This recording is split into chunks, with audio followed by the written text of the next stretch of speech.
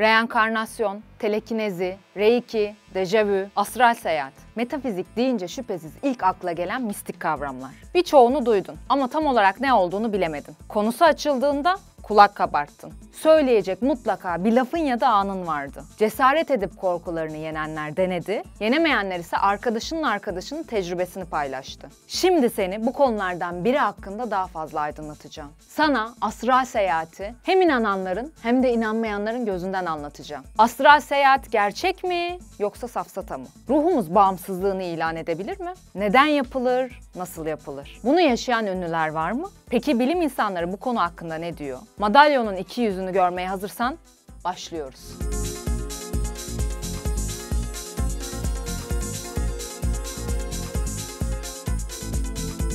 Astral, sözlük anlamı olarak yıldızlarla ilgili demek. Haliyle ilk akla gelen de yıldızlara yolculuk oluyor. Ama kazın ayağı öyle değil işte. Astral seyahat kısaca ruhun bedene geçici olarak veda edip farklı bir boyuta geçmesi. Ruhla beden arasında bağlantı kuran gümüş kordon kopmadan tabii. Ve öyle hakkında iki yazı okuyup yapılacak türden de bir şey değil. Yıllarını verenler var. Şimdi kafanda bu olgunun gerçekliğini sorguladığına eminim. Peki ruhun varlığına inanıyor musun? O halde mantıken beden dışı yolculuğunda mümkün olduğuna inanmalısın. Ancak astral seyahatin bilimsel bir dayanağı yok. Daha çok deneyimlere ve parapsikoloji meraklılarının iddialarına dayanıyor. Aralarında Piri Reis'in haritasını kanıt olarak gösterenler bile var. Ünlü Türk denizci Piri Reis 1513'te bir dünya haritası çiziyor. Bu harita ortaya çıkarıldığı 1929 yılında ortalığı karıştırıyor. Piri Reis'in haritası 1500'lerde Avrupalıların sahip olduğundan çok daha fazla bilgi içeriyor. Örneğin Peru henüz keşfedilmemiş olmasına rağmen haritada Ant Dağları var. Ya da Güney Kutbu'nun keşfi haritanın çizilmesinden 300 yıl sonra gerçekleşmiş. Diğer bir konu ise haritanın hizalanmasında enlem ve boylam yerine parapsikolojik bir terim olan enerji ızgaraları tekniğinin kullanılması. Çizgilerin birleştiği bu kilit noktalar dünyanın belirli enerji merkezlerini simgeliyor. Bu nedenle Piri Reis'in haritasını astral seyahat deneyimiyle çizdiği iddia ediliyor. Bu işin babası sayılan belli başlı isimler de var. Bunlardan biri de Emanuel Swedenborg. İsveç tarihinin en önemli bilim adamlarından biri. Bu zat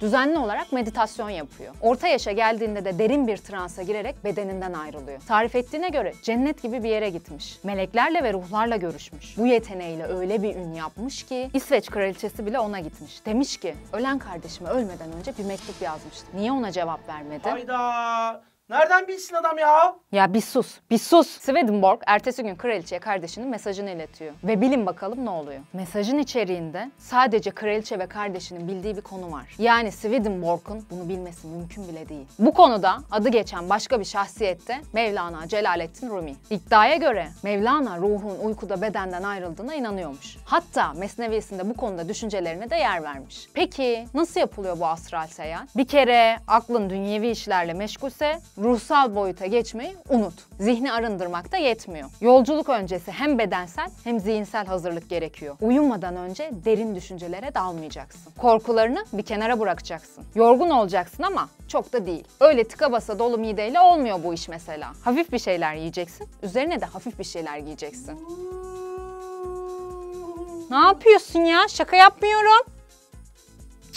Pardon. Ortam loş olacak. Hatta mümkünse karanlık ve sessiz. Bulunduğun odaya aniden birinin dalma ihtimaline karşı herkes uyurken yapsan iyi olur. Bedenin gevşedi. Uykuya hazırsın ama zihnin uyanık olmalı. Gözlerin kapalı haldeyken görüş alanını incele. Bir zaman sonra ışık oluştuğunu göreceksin. Bu ışıklar kaybolunca bir rahatlama gelecek. Gözlerine zifiri karanlık çökecek. Karıncalanma ya da elektrik çarpması gibi bir hissiyat varsa, tüm kas ve hücrelerin uyuşuyorsa, vücuduna böyle bir çeşit titreşim yayılıyorsa doğru yoldasın demektir. İmgeleme konusunda iyi olmalısın. Yatağında sırt üstü yatarken kendini tavanda hayal et. Bu evreye girdikten sonra hafiflediğini ve yukarı doğru süzüldüğünü düşün. Sadece bu fikre odaklan. Tam odaklanma gerçekleştiğinde astral seyahat başlayacak. Aslında her gece hepimiz astral seyahat yapıyoruz. Ama bilinçsiz olduğumuz için hatırlamıyoruz. Amacımız bu yolculuğu bilinçli olarak yapmak ve yaşadıklarımızı akılda tutmak. Rüyadayken rüyada olduğunu çok mu sık fark ediyorsun? Rüyalarını kontrol edebiliyor musun? O zaman bu işi başarma yolunda 1-0 öndesin. Bu kadar zahmete girip niye astral seyahat yapayım ki diye düşündüğüne eminim. O zaman sıkı dur. Bilinçli bir şekilde istediğin zaman istediğin yere gideceksin. Zaman ve mekan sınırı olmaksızın farklı alemleri keşfedeceksin. Duvar gibi fiziki nesneler ve uzaklıklar birer engel oluşturmayacak. Düşünce hızıyla hareket ettiğin için çok hızlısın. Bu kadar şeyi vaat ediyor da işte o yüzden. Bu temayı işleyen bazı filmler de çekilmiş. Doctor Strange,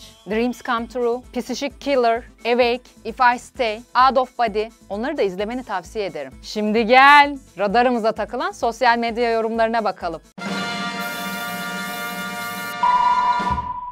Size 2-3 dakika gibi gelen ve astral bedeninizin fiziksel bedeninizden ayrı olduğu zaman dilimi gerçekte 15-20 dakikaya veya daha fazlasına ulaşabilir. Kendinize geldiğinizde sudan çıkmış balık gibi hissediyorsunuz. Önermem yani. Yaklaşık 4 yıldır uğraşıyorum. Belki 5 yıl olmuştur. Yeni deneyimlerim oluyor. Çok uzun vadeli bir şey. Astralde bedenin dahi oluşuyor. Uzandım. 5 dakika sonra uğultu başladı. Zaten düşünemiyordum yorgunluktan. Sonra bir uğultu başladı. Çıkıyor gibi oldum. Sonra nefesimi izledim. Gözümün önüne bir görüntü geldi.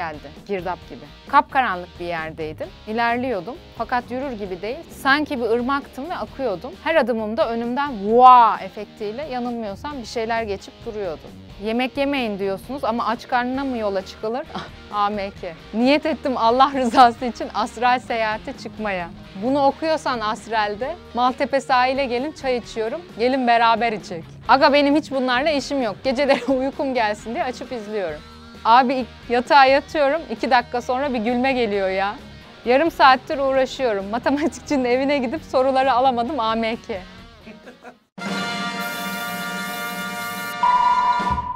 Sonuç olarak ya bırakın mı o işleri diyen şüpheci materyalistler bunu sadece beynin bir oyunu olarak görüyor. Fiziki alemde hiç farkında olmadan bir sürü olay, detay bilinçaltına kaydedilir. Bu bilgiler sen uykudayken rüyanda görünür. Sen de bunların gerçek hayatta karşılığını gördüğün için ruhunun seyahat ettiğini sanırsın diyorlar. Bu konuya ışık tutmak için bilim adamları bir de deney yapmışlar. Astral seyahatin nörolojik nedenini bulmaya çalışan uzmanlar sanal gerçeklik gözlükleri kullanmışlar. Bu gözlüklerle hem görsel illüzyon hem de bedene dokunulduğu hissi yaratılmış. Denekler ise bu hissi fiziksel bedenden çıkma olarak tanımlamış. Özetle inanmayanlara göre nasıl ki karabasan diye bir şey yoktur, uyku felci vardır. Bu da öyle bir olgudur işte. Gerçekliği ispatlanıncaya kadar onu da öyle görmeye devam edeceğe benziyorlar. Ha, yeri gelmişken bilinçaltının yansımalarını gerçek bir astral seyahat deneyimiyle sakın karıştırma. Bazı durumlar var ki bu işe yeni başlayanlar heyecana kapılıp astral seyahat yaptım sanıyor. Nedir bu durumlar? Misal hipnotize edildin ya da meditasyon sonrası trans halindesin. Sana gittiğin X yerle ilgili sorular sordular.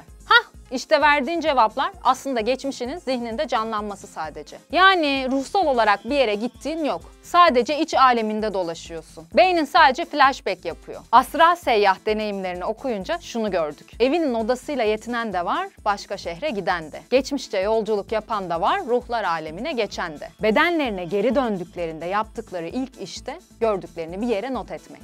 Gidilen yer kişinin hem hayal gücü hem de becerisiyle yakından ilgili aslında. Biri bilinmeyen galaksilere gitmek isterken öbürünün tek isteği sevgilisinin banyosuna girmek mesela. Hayır, o kadar emek harcayıp astral seyahate çıkmayı başarmışsın. Vizyon bu mudur yani?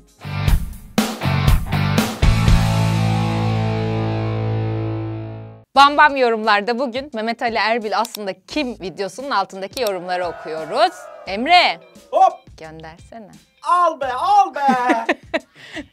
Hüseyin Akbaş, emeğinize sağlık. Ben Aleviyim. Bu yüzden Mehmet Ali Erbil'e karşı içimde hep bir kızgınlık vardı. Ama hayatını sizden dinleyince içimdeki kızgınlık birazcık gitti. Sonuçta o da her insan gibi birçok mutsuzlukla baş etmeye çalışıyormuş. Teşekkürler. Bravo!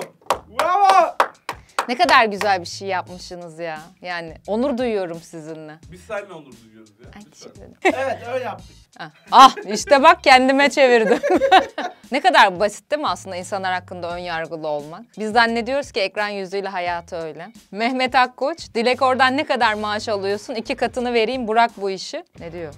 Zira çok vaktimi alıyorsun. Bir video 30 defa izle. Ah canım, iltifat ediyormuş. 30 defa izle. 30 kere. Ulan 30. bir video 10 dakika. 30 kere izlese bir videoyu kaç yapar? 300 dakika. 300 dakika yapar 5 saat. Bir videoyu 5 saat izlerse, hani böyle bu hesaplara girmeyin. Beyin bedava.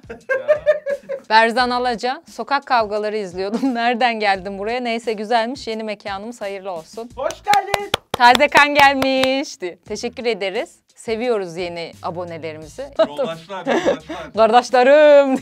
Beyni kuru. Dilek o ne güzel sestir. Televizyona çıkıp darbe bildirgesi okusan bir daha oku diye tezahürat edecekmiş. Yok ben size burada sunarım. Okurum şarkı ne istiyorsanız. Ne darbesi. Teşekkür ederim. Ne oluyor? Seyfullah Yaz'la gün gelecek. Beni bambam yorumlara almadınız. Her gün için kendinize küfür edeceksiniz. Çok pişmanız. Çok üzgünüz. Orçun niye almadın? Edeyim mi ne olur? AMK. Ece Delfin Samdım oğlu. Zayıfsın ama hep siyah giyinip daha zayıf görünüyorsun. Anlamış. Sen zayıf değilsin ki. Zayıfım ama ben. Yok. Ya Photoshop'la yapıyoruz artık. Anlat ya. Photoshop'la zayıflatıyoruz. Ya susun. Yarın dünya halbuki, yarın dünya. Korkuyorum sizden. Yaşımı, kilomu, her şeyimi itiraf ediyorsunuz. Durun. Cem Kazan, arkada konuşan arkadaşı Emre Bey sizi diyorum başka biri seslendirse olmaz mı? Bir de beni böyle dinleyin. Evet, normal sesim bu değil mi arkadaşlar? Evet, normal, evet. Ben Sizin orada için. kameranın tınısına uyuyorum. O zaman iyi akşamlar diliyorum. Hadi çek. Hoşça kal. Çünkü ben Batman'im. Büşra Karamık. Kusura bakma ama ilk gördüğümde hiç hoşlanmamıştım senden. Ama sonradan sarmaya başladım. Özellikle gülüşün harika. Ya ben böyle hem cinslerimden böyle güzel iltifatlarınca çok mutlu oluyorum. Biliyor musunuz? Vay be. Bütün, Nereden bütün kızlar seni kıskanıyor değil mi? Bütün Kız, kızlar- hayır Orçun kıskanmıyorlar ama kötü yorum yapıyorlar Ya ya. bırak. Ben de başta kendime ısınamamıştım. Hadi gidelim. Ya Allah aşkına bir git ya. Aa.